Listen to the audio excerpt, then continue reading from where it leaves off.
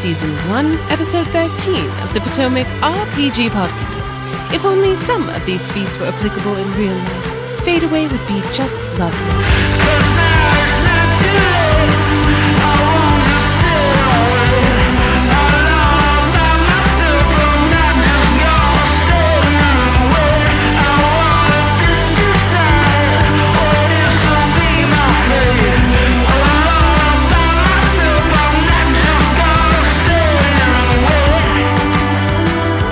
Welcome one and all to the Potomac RPG Podcast, your source for old news, tired conversation, and mediocre advice for all of your favorite tabletop role-playing games.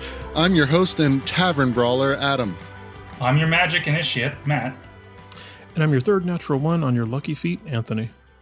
All right, thank you so much for being on the show, guys. We got a nice, interesting topic to cover today, but I want to start off with something else. I want to start the show with an update to a question that we covered back in episode 4, Magic Circle Blurred. If you guys remember, Reddit user Tabuk Duo had written about really wanting to play D&D, but that she struggled with general and social anxiety and was looking for tips to get her through that so she could play. Well, she was kind enough to reply to us on Reddit with an update of her progress, and I'd like to read that now. So Tabuk Duo says, "Hi, update on the game where I was worried social anxiety would get to me.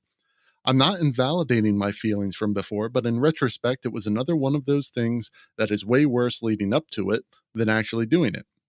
It wasn't an overreaction, but now that I've gotten through it, I can't believe how worried I was. And I'm glad I can see it that way now from this side of things. Turns out that way a lot, and each hurdle helps you grow as a person, so it's all right. It turns out I'm good at in-game strategy, and I've managed to get on the friendly side of a donkey named Sprinkles, who has been an enormous help since we don't have to worry about carry weight. But as of right now, Sprinkles has taken off with our cart while we got attacked by saber-tooths. We dealt with them with one player death, rest in peace, and we are currently running after the cart, hoping nothing else puts anyone back into combat, since it's a good 15 rounds of running, according to the DM. Long story short, all the advice I got here helped, and when everyone else are new players too, it doesn't really matter if you don't know what you're doing because everyone is supportive. We've got a great group. P.S. Wild Magic Sorcerer is on my list for future character, going to embrace the chaos." So it's such a great story here, and curious what you guys think. When we covered this question, leading into this new group, this new, D&D arena, and a lot of anxiety attached to it, to see her get through this and enjoy the game, it sounds like we have another fantastic player in the hobby, doesn't it? Oh yeah. I mean, it's always great when people kind of realize that things aren't as frightening as you think they are initially, and you go and do them and say, oh, actually, this is pretty good. Exactly. So, congrats again to Tabuk Duo. We'd love to hear more updates as you dive deeper into the wonderful world of D&D. So with that said, let's get into our topic for the week. In D&D, there aren't a ton of ways to make your character unique or specialized, unlike, say, Pathfinder. So a lot of us turn to feats as a way to customize our characters and make them stand out. Personally, I rarely even look at ASIs the first couple times, but that's just me. So what do you guys think in general about feats? Do you find them to be a useful part of the game or just something that muddies the waters? Anthony, you want to go first? Yeah, sure. Yeah. I personally think they add a lot of flavor, and I know we've had a little talk in our circle about it. Almost seems like they should be standard to some degree across all races. You shouldn't necessarily have to be a variant human to enjoy them. I think they add a lot of flavor and personality. I think a lot of them maybe feel there's like some that are maybe too similar. So I think one thing I do like about Pathfinder is they have a huge variety of them. But seeing as you only get one every 4th level or so, then you probably don't need too many choices. Sure. Well, Matt, what do you think? Yeah. So, so Anthony, I think, kind of hit the nail on the head right there. So I think feats are great, not just for flavor, but, for really customizing your character apart from your class. And they kind of create, certain kind of builds and strategies to focus around. But, 5e took this design decision to simplify. So originally, feats were an option for ASI, so you don't get that many of them, and only variant humans get them at the beginning. So it kind of creates there's a bottleneck there And I think 5e would have benefited if there were more, not necessarily more feats, but more opportunities to take feats. Yeah, and then kind of use that as a way of not just differentiating the character, but having the feats, maybe some of them, because some of the feats give you a lot, and it may have made more sense to have some of them scale with level or whatever. But I think they're really an important aspect of the game, and for certain character builds are even better than ASIs. But I think the Pathfinder had the opposite design decision, where they throw where there's tons and tons and tons of opportunities to take feats, but some of them too, they tend to be more minor because they're so common. So it really depends on the design philosophy of the game. Yeah, absolutely. Well, I mean, yeah, I find feats to be super interesting, and when you compare them to the ASI, which I know we've talked before, Matt, where it almost seems like it started off as just ASI only, and then they brought feats in because people wanted them. But just a +2, just sounds so boring, doesn't it? Yeah, I mean, it depends on the class. So, I mean, I think so when I played the Paladin in Season 1 Roxana, in the case of the Paladin, the ASI made more sense because it was benefiting a class ability, not just, say, attack, but also saves to everyone near me. So in certain cases, the ASI can be advantageous depending on your class ability relative to the feat, but in other cases, the feat is better. And it really depends on the type of character and build. Yeah. Well, I mean, Anthony, whenever you build a character out, like, do you tend to lean more towards the ASI or feat? I don't know if I've ever chosen an ASI, and maybe I'm just I know, same here. Yeah, maybe I'm missing the defined details. So, like, my current character, who's basically a fighter equivalent of John Wick, and I'm trying to actually recapture a lot of that flavor to him. So, I'm basically, instead of single classing, he's starting out as a samurai, and then I'm basically going to take about 6 different multi classes. So we'll see how it goes. Wow. Well, so you won't even be choosing a feat. Yeah, this is not a relevant conversation to me. Right. Well, that said, let's get into some questions today. The first post we have comes from Reddit user Fest, who asks, he starts well off with an opinion, but there's a question in there. Opinion: the strongest feat for ranged martials makes playing a ranged martial super boring. Sharpshooter is likely the strongest feat for ranged martial classes, those who shoot a bow or a crossbow. However, it reads, your ranged weapons ignore half cover and 3/4 cover. Fighting from range has already largely invalidated positioning, and now Sharpshooter has largely invalidated the one real tactical option that exists in ranged combat, taking cover. Has anyone ever had a ranged martial that had anything more interesting to do than just roll attacks every round? I mean, they don't even have to move. I think this feat, while powerful, was poorly designed, as it makes combat significantly less dynamic for players who take it. I've come to this realization after watching our group's ranger be bored as shit during every combat. She has a powerful character build using sharpshooter and crossbow expert, but it's not a fun build. It's a bummer that the powerful option is also a boring option. So, Matt, let's take a look at the question in there. Have you had or seen a ranged martial that did anything interesting other than just roll attacks every round? Well, have you ever seen a martial do anything interesting and just make attacks every round? That's true. But I mean, he or she, the poster has a point. So I think that, yeah, the feat is pretty powerful, but that doesn't mean that the feat shouldn't exist. I mean, a good experienced ranged character should be able to ignore cover as well as take -5 to get +10 on damage. Yeah. But having the way that 5e is structured with its feats, you don't get that many, so the feats do a lot. So in this case, the feat gives you that ability, as soon as you take it, rather than scaling. And so I think that's kind of a design flaw in the in 5e. Now, cover is the primary way to avoid, to avoid being attacked at range. But there are other magical options that monsters, or if it was reversed, the PCs could pull out. Sure. So and there are other things you can do. I mean, this trick. It's nice, to have like trick arrows. I think some of them may have been added as third-party stuff or whatever. Things that turn the archer from just being a machine gun type character into, Hawkeye or Green Arrow. That would make the ranged character a little more interesting.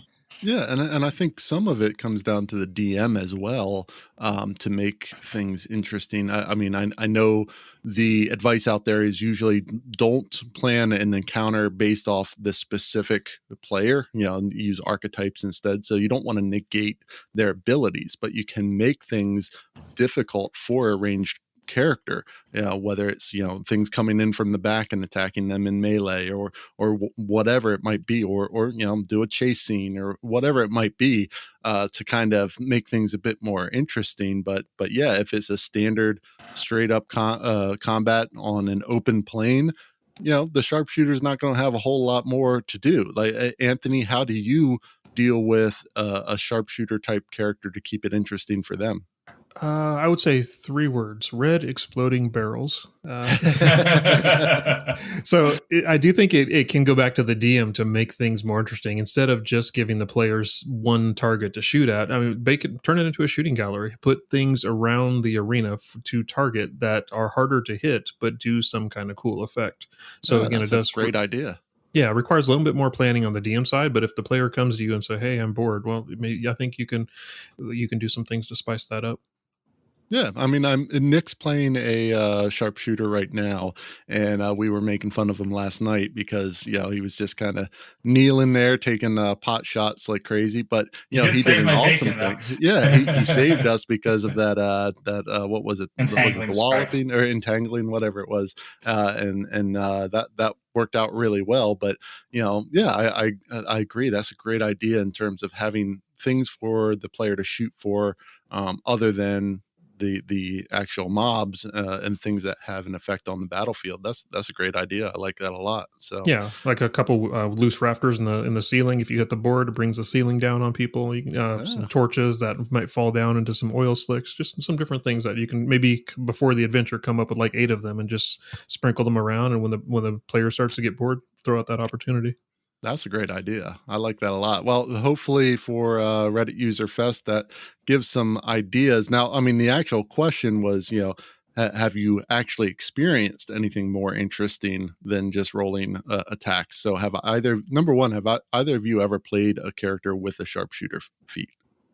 I have not. No, I don't think I've played a dedicated archer yet. Okay. I don't know for a character that does it up. Yeah. Well, we've had a couple Rangers in our groups, and I know there's been sharpshooter taken a couple times. I don't remember it being as boring as the poster is saying. Even though we've been picking on Nick here a little bit about it, but I mean, our games tend to have a good mix of both combat and story and skill checks and stuff like that, though. So maybe that's what it comes down to. If your group is based more on combat rather than skill checks or social and stuff like that, maybe sprinkling a bit more of that kind of stuff in will negate the boring side of the combat for the sharpshooter. I don't know, but certainly, especially those ideas that Anthony had there from the DM's perspective would definitely make things a bit more enjoyable for that character. So maybe bring that up with your DM, and maybe they can sprinkle some of that stuff in there. So hopefully that helps. I have news here. All right, and the sound of Ralphie the News Goblin can mean only one thing. It is time for Potomac RPG News.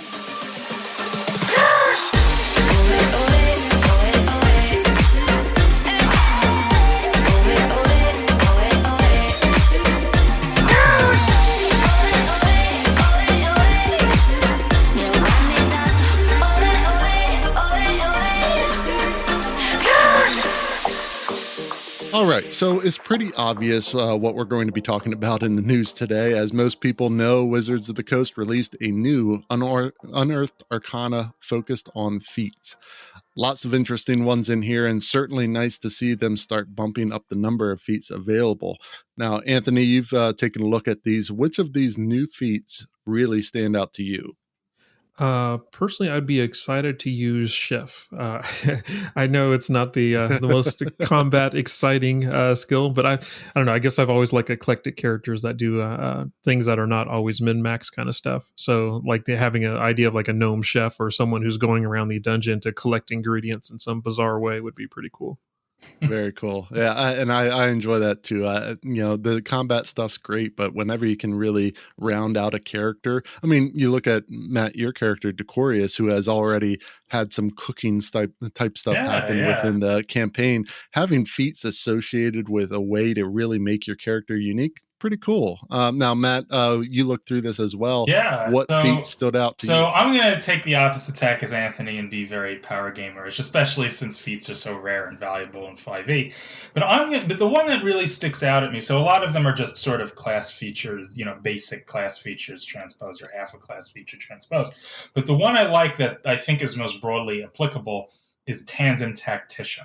So that's this feat lets you use it's really good because it lets you use help as a bonus action, which I think is a mastermind rogue ability. Yes. But for a lot of characters, which I think you played Adam in our other I played two actually. Two of them. Yep. Yeah, and so I think for a lot of characters, so not every character, but a lot of characters don't have that many things to do with their bonus actions. So for certain characters, that is a big help in the action economy.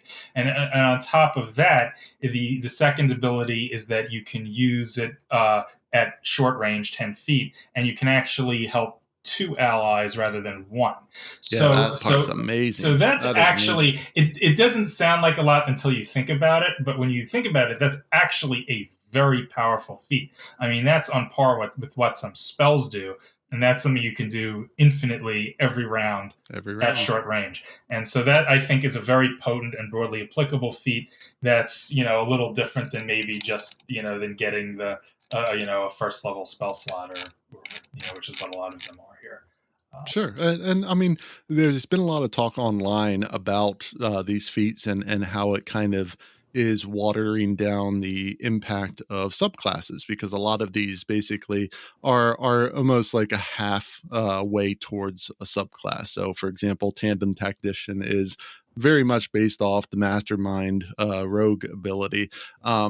And there's a debate going on online whether that's a good thing or a bad thing. A lot of people on the good side say, look, you don't have a whole lot of choice, and the ability to take some of these feats that would normally be locked away and not able to participate in is a great thing. Others say, look, you're basically, everybody's creating the same character now. Like there's no real choice because there's too many choices. So Anthony, what do you think? Where do you fall on that debate? Do you like this kind of grabbing parts of subclasses to use as feats? Yeah, the challenge is like as people choose feats, there's always some that are never going to get chosen because they're just not good enough. So at least when you have a class, you're kind of stuck with the mediocre stuff, and you find a way to make it interesting. But like no one's going to choose some of the feats that are out there. Yeah, that's true. Well, Matt, which side do you fall on? So, I mean, it depends on the game's design philosophy. So D&D has always been, or almost always been, a very class level based game. Other games go the opposite way and dispense with classes entirely, and you build, whatever you want. This edition of these Unearthed Arcana feats kind of goes in that direction, which in a way is sort of against the grain for D&D. I don't really mind it, or at least I wouldn't if I felt that that feats were perfectly balanced. But I think Dungeons & Dragons has always had an issue where some feats are just clearly better than others. And like Anthony says, you do that, you break down the barriers, and you start seeing a lot of people basically building the same thing. Yeah. I think those options work better when you have all these different feats and you say, oh man, wow, I can build the character this way, and you have 8 or 10 choices, none of which are clearly better than the others. Then you preserve the variety. But when there's certain feats that are just clearly really good, like I think Tandem Tactician is really good. And it's not universally awesome, but I think for a lot of characters, you would take it. I think it tends, in that case, it does sort of water down the idea behind the subclasses in 5e. I think it works better for other sorts of games that aren't as generally are not designed to be class level restricted. Yeah. And I might be okay with some feats being better than others if they had some kind of cost to them, but basically they all have a cost of 1. So it'd be okay to take a chef skill or something like that if it's not as good as lucky, for example, if it only cost 1 feat point instead of 3 or something like that. Yeah, I could see that. I mean, I part of me, well, first off, I really like, for some reason, the piercer feat. I know it's pretty simple, but just that ability to stack another, reroll a damage die plus stack with an additional die on a critical. Yeah, especially if if you're a half orc, holy crap. Yeah, I know, right? Like there's some big things that can happen there, and I know I think Crusher is fairly similar in one way or another. Yeah, Piercer, Crusher, and Slasher are sort of variants on the same. Yeah, so I mean that's cool. You kind of picked on a spot that really bugs me, Anthony, in that I wouldn't mind seeing something that's a bit more of, hey, you gain this, but you're hurt by this. Almost like what was it in Fallout perks, right? Yeah, the old school perks used to be, well, you'll get this benefit, but you'll have this negative.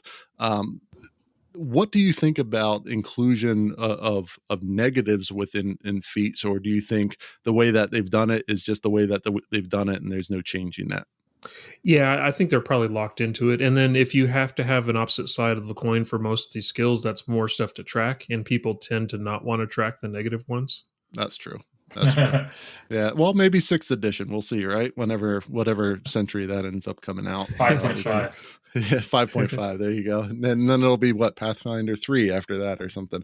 Anyway, but I like, out of these new UA feats, which one do you find to be the most useless?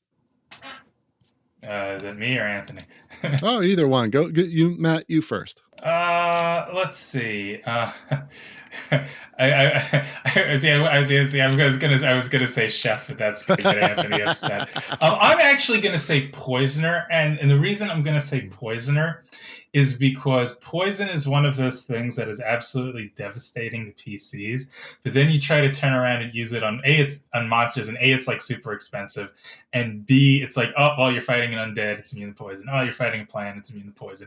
You're fighting an elemental, it's immune to poison. So poison is like one of those things that is really nasty when the monsters or NPCs use it against you. But when the players use it, poison just ends up not being that good. So yeah. I think poisoner is kind of a trap feat. Okay. Unless you're playing like an assassin campaign or something. Makes sense. Anthony, how about you? What doesn't really float your boat? Artificer Initiate wasn't jumping out at me compared to Magic Initiate that comes out of the box with players, because I think you get more spells with Magic Initiate, and the only benefit here is like you gain a tool proficiency. Yeah. I was thinking the same thing, and I'm playing an Artificer now, and we talked about that the other night where the Artificer spell list is not unique. So in fact, I think all of the spells of the Artificer can be found in other classes, right? There's no Artificer unique spells. So why would you limit yourself when you could just go with, like you said, Magic Initiate and have a wide open array of different things that you can and all you lose is a proficiency with a tool, which, there's other ways to get that. And really, is it worth it? Like, depending on your campaign, like how much tool usage are you getting out of artisans tools? Right. So exactly. That might be a bit more campaign specific, but I'd agree with you there. That doesn't really jump out at me either. So, and I take offense to chef, by the way. Well, that it is good to see though. Like all the UA that has come out, and it's most times based on subclasses and stuff like that. To see one that's focused completely on feats, I think that's a great step in the right direction. Now it might be pushing more and more towards Pathfinder, huh, Matt? But at least it's a different type of feat. I mean, it's it's a character and environment type feat, and that's fine. It's just 5e. Feats are so rare and valuable, and if you're playing especially a game where the DM is actively trying to kill you, Anthony, then you don't want to spend a feat on something like that. Yeah. I hear you there. And one other question on these feats, and I saw it mentioned online. They called it half feats. I don't know if that's the technical term, but ones that have a +1 to a stat and then some small benefit.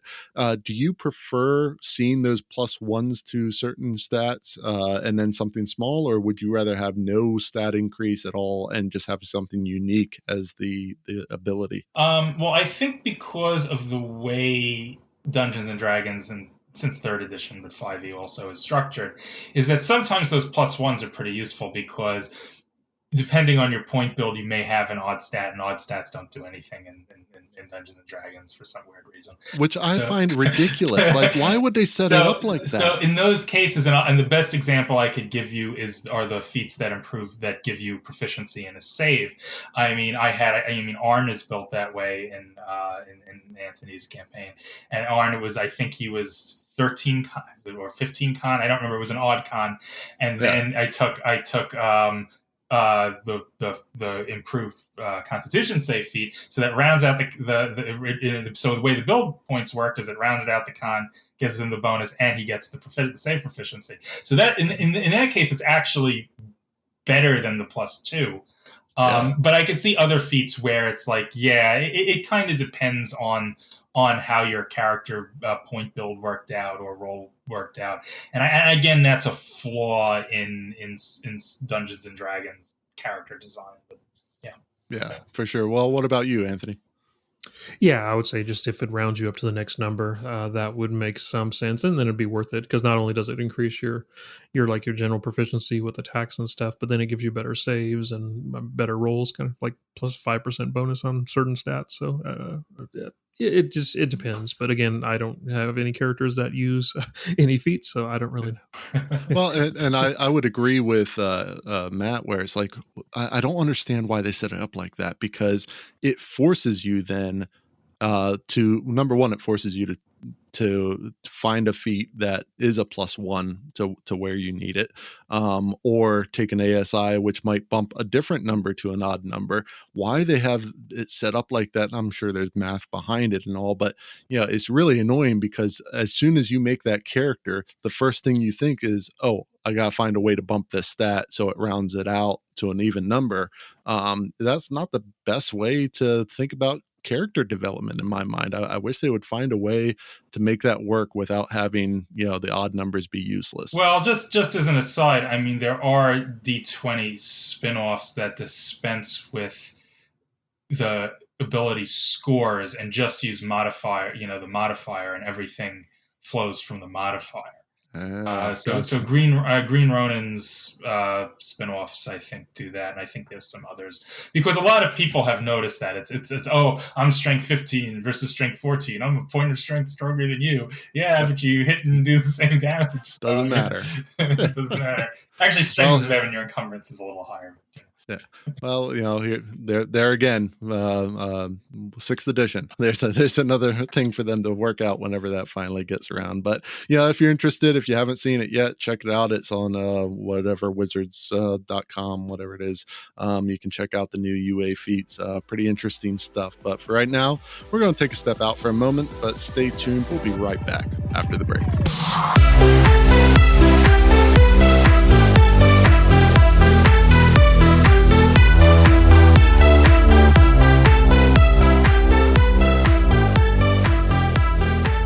Let me tell you a little bit about Found Familiar. They have some of the absolute best coffee around, and it caters to people just like us, people who love D&D. So try some today. You won't be disappointed. If you're looking for a recommendation, try their regular Knoll Modern Espresso.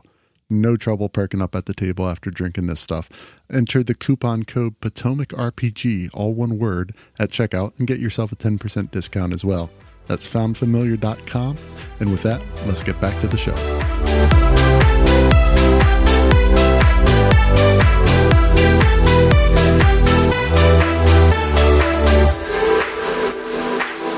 All right, how about another question? This post comes from Reddit user Konix, who asks, Sentinel feat versus mounted combatant, not the mount.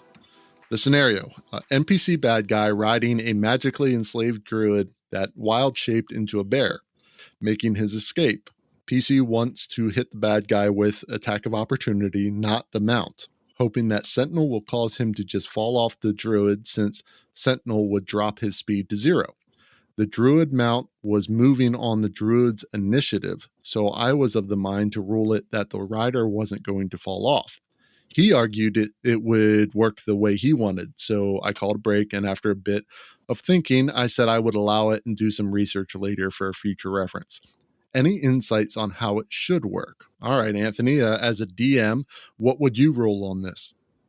Unless I'm missing a critical detail, I think it's a non-issue. Like, it's if there's an attack of opportunity, like the druid mount would have to be moving, and so that's what you're going to opportunity attack against. And so I don't see how you could attack the mounted rider, but two, even if you did, you've got to immobilize the mount, not the rider.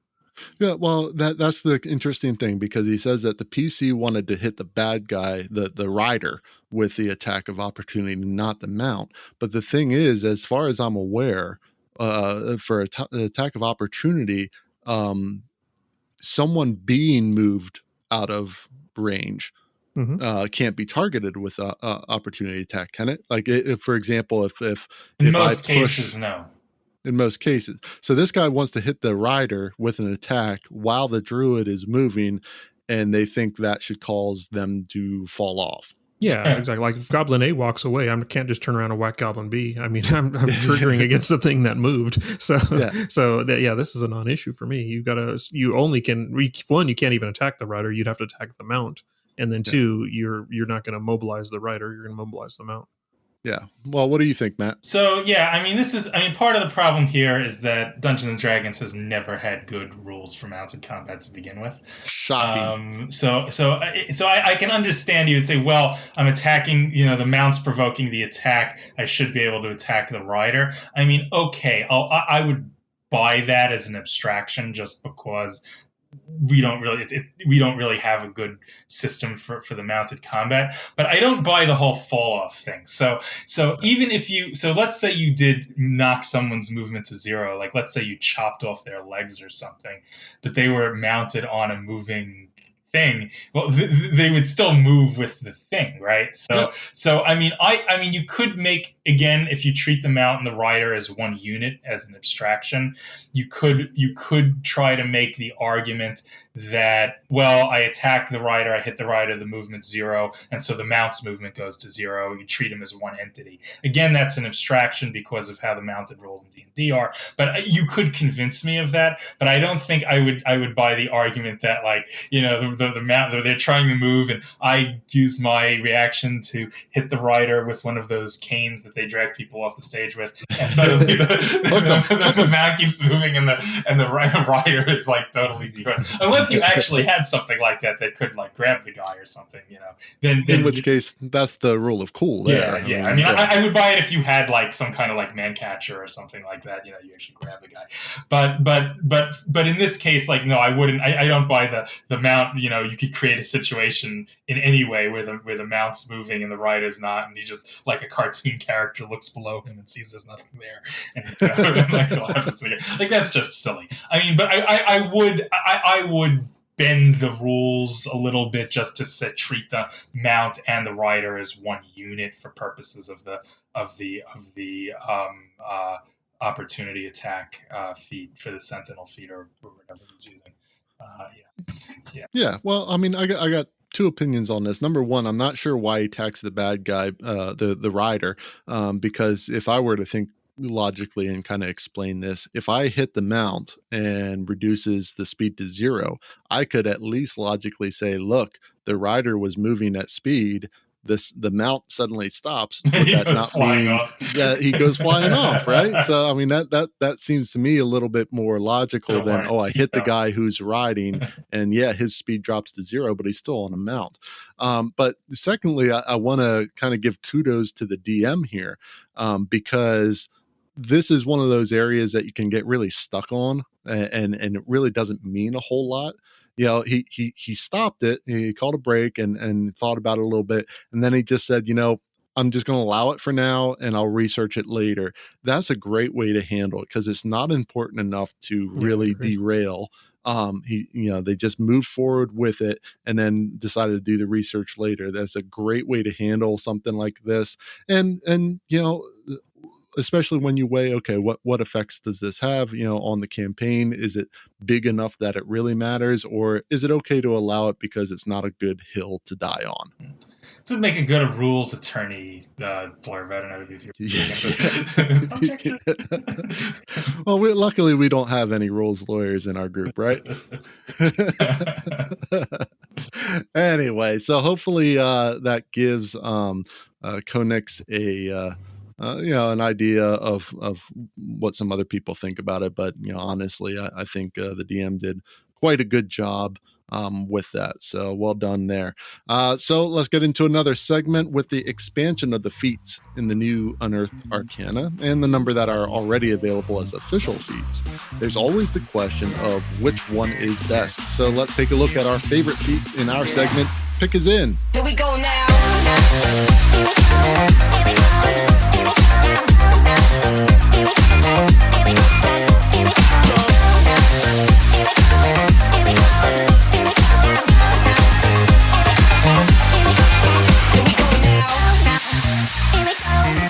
Welcome to Pick is In, where we give our expert and not so expert top ranked pick in whatever we're talking about. And in today's episode, we'll be ranking the D&D feats. So here's how it'll work.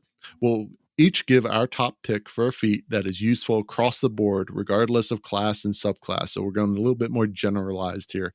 Then we'll viciously defend our pick against each other, and our listeners will have the chance to vote on our Twitter poll which person they think had the best pick, or at least the best argument for it. So you two ready? Yeah. All right. So let's start with Matt.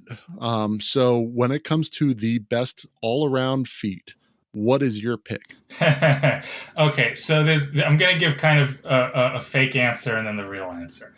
So the fake answer is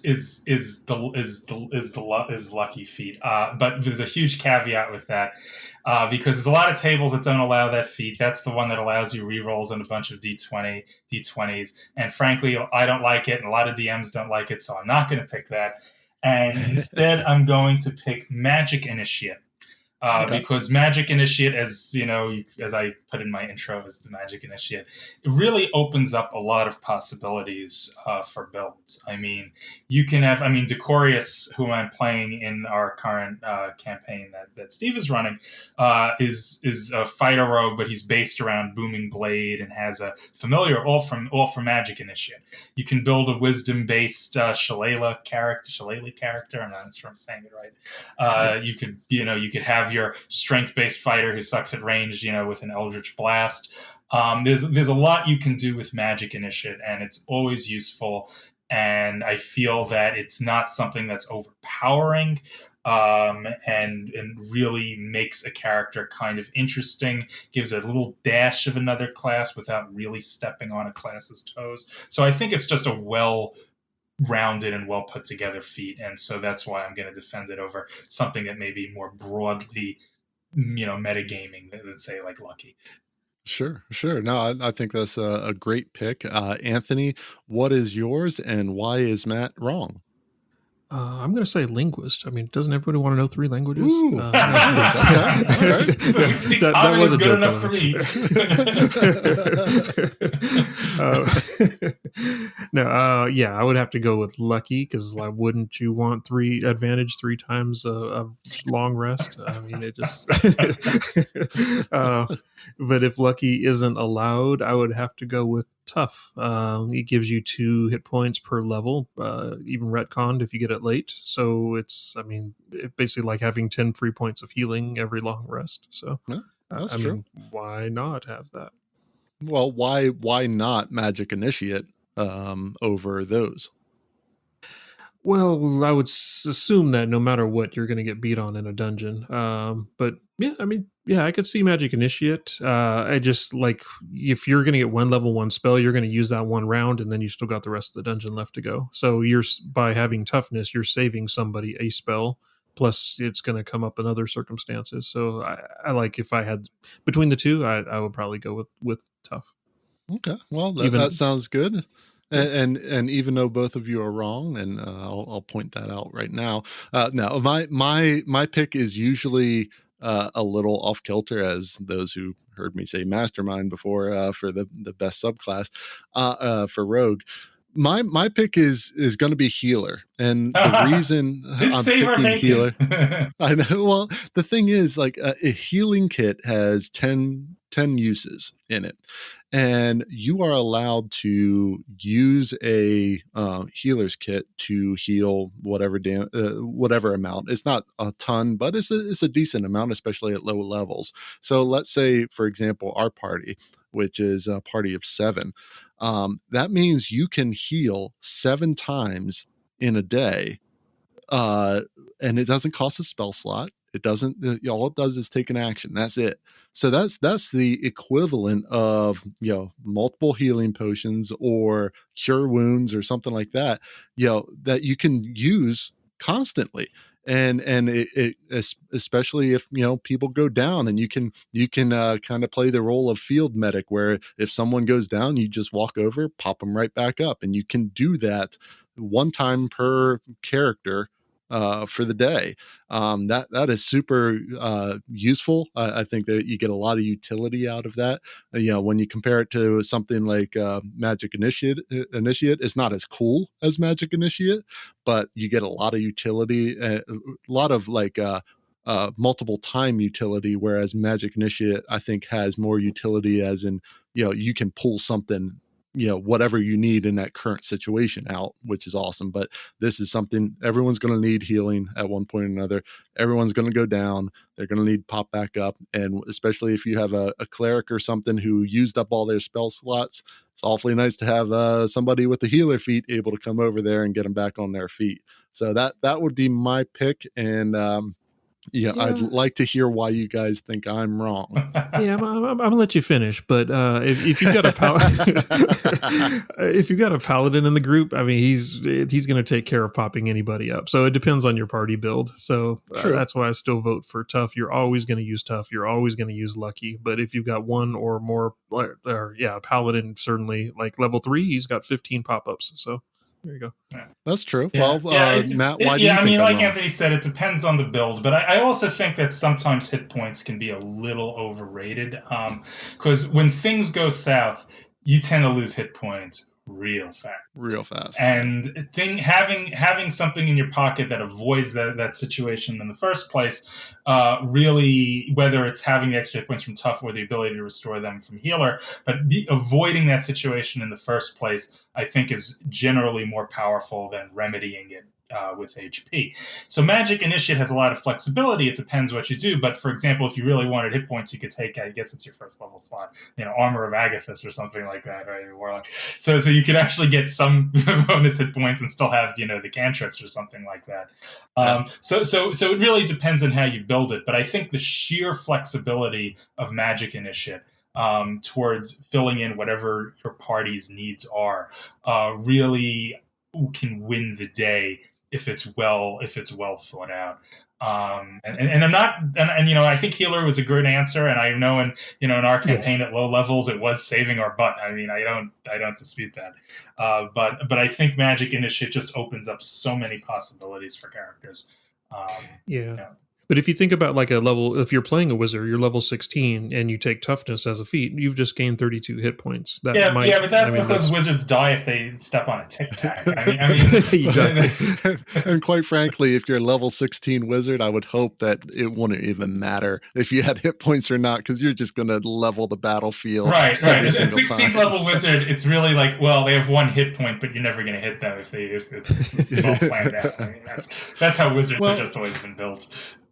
Well, I say we leave it to the voters to decide. So we'll pop that up on our Twitter feed, so you can put your vote in as to which person you agree with the most. So good choices, though, guys. I really appreciate that. But before we leave this segment, Is there any one feat, official feat, that stands out as the worst feat to take? Maybe linguist, for example, Anthony. Well, I think. Well, I mean, I think Objection. again we have this issue with the with flavorish versus mechanical feats. Yeah. I mean, it's hard to say. I mean, I think some of the issues with the racial feats, not that the feats themselves are bad, but that they're locked away until 4th level because you're obviously not a variant human taking them. And it's not because the feat itself is bad. I think there's just a flaw in the mechanics of the system that makes Sure, I can see that. Yeah, and Anthony, any that you've consistently looked at and been like, man, like I don't see a reason for anyone to take this ever. I can't think of one that is just like I would never ever touch this. Maybe linguist. It just depends on your campaign. That's probably at the bottom of the list somewhere.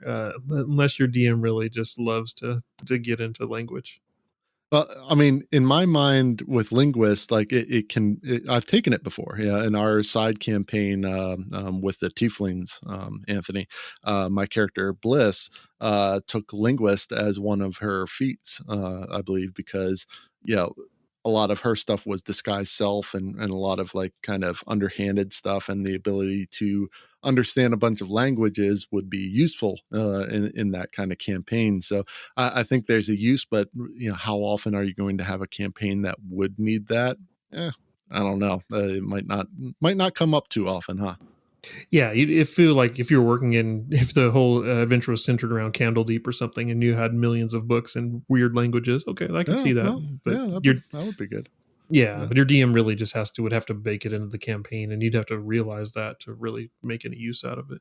And it's not just D&D. I mean, I think a lot of RPGs, it's so hard to make languages matter or be a thing, and it slows the game down. Unless you're playing a game with people from 5 different countries and everyone speaks a different language, and you can work it in. But yeah. Now, what I would do to spice up linguist is like maybe once per day you can charm someone with it, or use it for some kind of social thing, to where you pick up an interesting accent, or use some kind of other angle to it. Sure. Make all the women love you with a sexy accent. Exactly, because then your bard could pick up linguist. It's like, oh, this enhances my music. This is cool. There you go. Oh, not bad. Well, yeah, we'll see what people have to say about the best ones. The worst ones, I agree with you guys. It's so dependent on the campaign that you're running, but there's certainly some ones that generally aren't going to be picked up very much. So let's jump into the last post of the week. This comes from Reddit user of Vanilla Gorilla, who asks, need some help on choosing my level 5 paladin feat. This is my first time playing a paladin. So I usually do barbarians and other classes, but first time playing paladin dragonborn Oath of Conquest sword and board. Following the god of Timora, Smiling Lady or Lady Luck. So the feats I am thinking of are Lucky, Sentinel, Heavy Armor Master, Mage Slayer, Dragon Hide, and Shield Master. So, all right, Matt, first time paladin here. What do you suggest for a vanilla gorilla? Well, I mean, so as we discussed before about luck, it is lucky. It is a very powerful feat, and in this case, it's thematically appropriate. I mean, the character is a follower of the god of luck. So if the DM allows it, luck. But again, I feel it's less flavorful.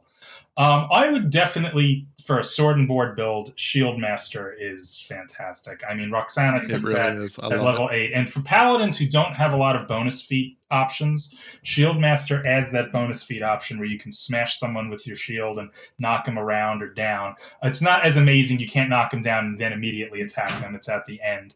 That's been ruled. But it's still pretty good, especially if your rogue is raiding right there to gank the guy. And the battlefield control is fantastic. So at the climax of Anthony's first season with us, we had that room with the villains and a lich, and of course there's lava because big villains have lava, and Of course. I used Shield Masher to knock the lich into taking a lava bath. So it's really in addition to that, it gives a bonus on reflex saves against fireballs and stuff, and so it really adds a lot, and that's traditionally a paladin's weaker save. So it's just a very good feat for sword and board paladins. Now, if you're playing a two-hand paladin, you don't go for it. The other feats are not so much. So Mage Slayer is circumstantial. It's pretty good if you're fighting a lot of spellcasters, then Mage Slayer is a very good feat. But again, that's very dependent on what you're up against. And as for the other feats, Armor Master, the damage reduction is pretty minor. It prevents you from death from 1,000 cuts, but it won't help you against big hits. And Dragonhide, I don't think Dragonhide does that much. And Sentinel's really better if you're playing a two-handed reach, like a glaive or something like that. It's a good feat, but not really for the sword and board build as much. And I think if you pair Sentinel with Polearm Master, and great weapon master, great weapon master, Polearm Mastery, and Sentinel. If you're variant human, you can get all that by level 8, right? Yeah, but again, that's a particular build. So for sword and board, it's not really as optimal for sword and board. Yeah, and I would agree with you on Shield Master. It's such a great feat to take. It changed how I only had it for a few levels, but it totally changed how I played Roxana. It was. I still would have taken the charisma, but maybe I would have switched the order. Maybe I would have taken the Shield Master at 4th level and the charisma jump at 8, because it just gives you many more options. It's like, oh, my rogue's right there, boom, Shield Master, guy's prone, and then the rogue gets the sneak attack damage. It doesn't just make you good, but it can potentially make the other members of your party good, and that's always a lot of fun. So. And I think with Shield Master, it does depend a little bit on party composition, because obviously if you're the only tank, if you're pretty much the only frontline fighter, not so useful to get them prone, because now all your ranged are shooting at disadvantage. But if you have a rogue in your party plus maybe another heavy up front, boy, you knock them down, and especially depending on initiative rolls, if they can get their shots in before they can get back up, or hold their actions. Because it's easy to get your grapple. It's a grapple check, so it's easy to get your strength based, have your athletics high, and most monsters have crap athletics or acrobatics, so it's like you're gonna win a lot of the time on that. That's very true. Well, Anthony, what's your suggestion for a vanilla gorilla? Do you think which of those feats should they take? Yeah, I do agree Shield Master is probably the stronger, though I personally kind of like Mage Slayer, mainly because I think it solves when you have a magical problem, you'll really appreciate someone who has Mage Slayer. So, like, for example, in the last session we had, or maybe a couple sessions ago, I had like a hold person cast on me for 3 rounds. I just couldn't recover it. So I was like, that'd be great if someone could help me with this. Yeah, well, I can certainly understand that, and I've always loved the idea of Mage Slayer. I remember way back in, was it 2nd edition or something, like with Baldur's Gate, the video games, they had a couple subclasses that were based on mage slaying, and I really love that idea of a martial class being able to take on these powerful wizards and them not having nearly enough of effect. I love the idea about it. It's just how much is it going to proc? Well, the thing is Mage Slayer is a feat answer to what was a mechanical aspect of 3rd edition and its derivatives. Because in 3rd edition, when a mage, it used to be really hard to cast. Like if you had a warrior up in your face and you tried casting, it was just by default a disaster. You're gonna have to make concentration checks, blah blah blah. 5th edition did away with that. They made spell casting really easy. There's a guy right there. Well, I still cast. It doesn't stop. I'm prone. I can still cast. So Mage Slayer sort of gives some of that back. But the problem is that feats are just so rare and expensive that do you really want to spend one of your few feats on something which may or may not be very useful, depending on what you encounter. I mean, I think that's kind of the problem. I like Mage Slayer mechanically. I love the idea, and I think in certain campaigns, in certain builds, it's devastating, especially for mobile characters. Less so for a paladin, but if you're playing like a monk or a rogue who's very mobile, Mage Slayer is even better, because then now the mage is in the back. Well, I marched through the 20 guys to get to him for attacks of opportunity, and I fuck him off. I mean, that's when Mage Slayer really shines. Absolutely. Yeah, but again, I think for this particular build, luck is always great if allowed, and Shieldmaster really makes Paladin's sword and board shine.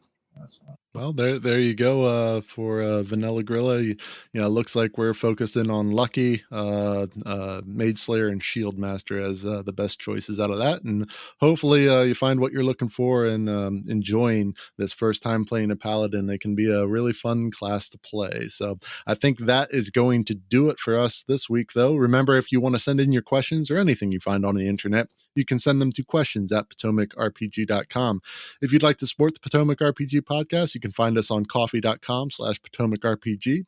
And lastly, you can follow us at Potomac_RPG on Twitter and at PotomacRPG, all one word, on Instagram and YouTube. Thanks for being on today, Matt and Anthony. Really appreciate it. Good topic. I really like diving deep into these feats. And, thank you to the rest of the Potomac RPG crew. And of course, all of our wonderful listeners out there. So for the Potomac RPG podcast, I'm Adam. I'm Matt. And I'm Anthony. Till next time, keep those dice rolling, keep those stories coming, and never stop playing. And cooking.